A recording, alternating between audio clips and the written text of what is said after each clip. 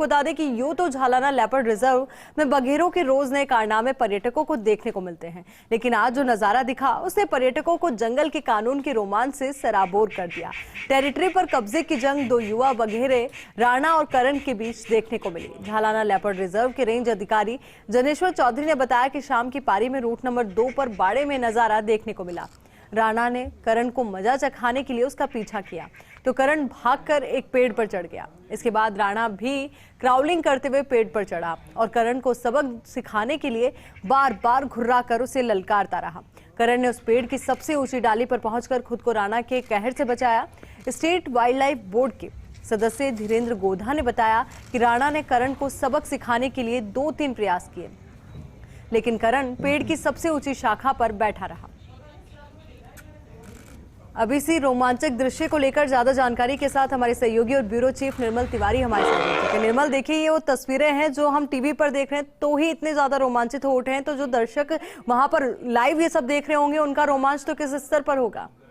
बिल्कुल आयुषी, देखिए यही झालाना लेपर्ड रिजर्व का रोमांच है, यही लघुकाशी जयपुर का रोमांच है जो इन दिनों पूरे विश्व के अंदर, देश ही नहीं पूरे विश्व के अंदर सिटी वाइल्ड लाइफ टूरिज्म का एक मिसाल बन गई है। देखिए कल की घटना है, कल शाम को की सफारी की घटना है जब रूट नंबर 2 पर, इसको रामकिशोर बाड़ा बोलते हैं इस जगह को, वहां पर एक करण नाम का जो लेपर्ड है, युवा लेपर्ड है, वो एक पेड़ के पास दिखाई देता है। लेकिन चूंकि ये क्षेत्र इस क्षेत्र को डोमिनेट करता है राणा, जो कि इस समय सबका फेवरेट लेपर्ड भी और सबको डोमिनेट भी कर रहा है क्योंकि सबसे युवा और शक्तिशाली लेपर्ड है।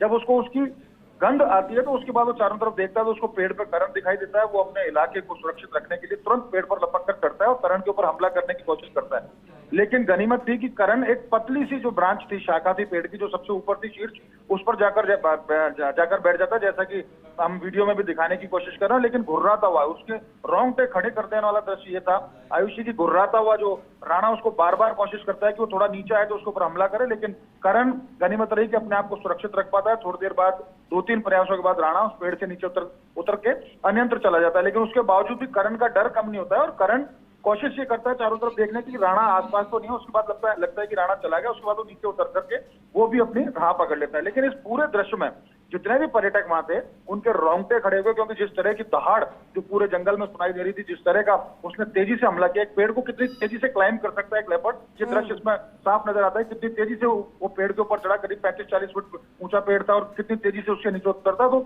मतलब लेपर्ड कितना शक्तिशाली हो सकता है या लेपर्ड किस तेजी से हमला कर सकता है, वो सब देख करके पर्यटकों के रोंगटे खड़े हो गए। वहां पर स्टेट वाइल्ड लाइफ बोर्ड के मेंबर धीरेन्द्र गोधा भी थे, उन्होंने भी हमसे वीडियो साझा किया।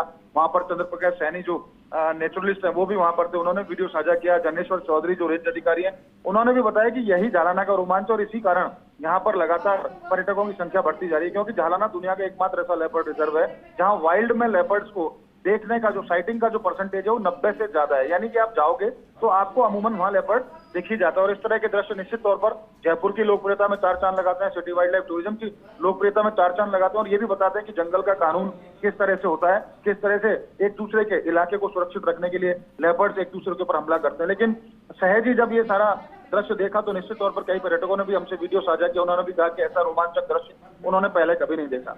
तो अब बड़ी बात यही है आयुषी की, पूरे जो सिटी वाइल्ड लाइफ टूरिज्म के तौर पर जयपुर की जो पहचान बनती जा रही है उसमें इस तरह के दृश्य, इस तरह के नजारे, उसमें निश्चित तौर पर 4 चांद लगेंगे। आयुषी, बिल्कुल उम्मीद भी यही की जाती है। निर्मल, बहुत बहुत शुक्रिया आपका हमारे साथ जुड़ने के लिए, पूरी जानकारी के लिए।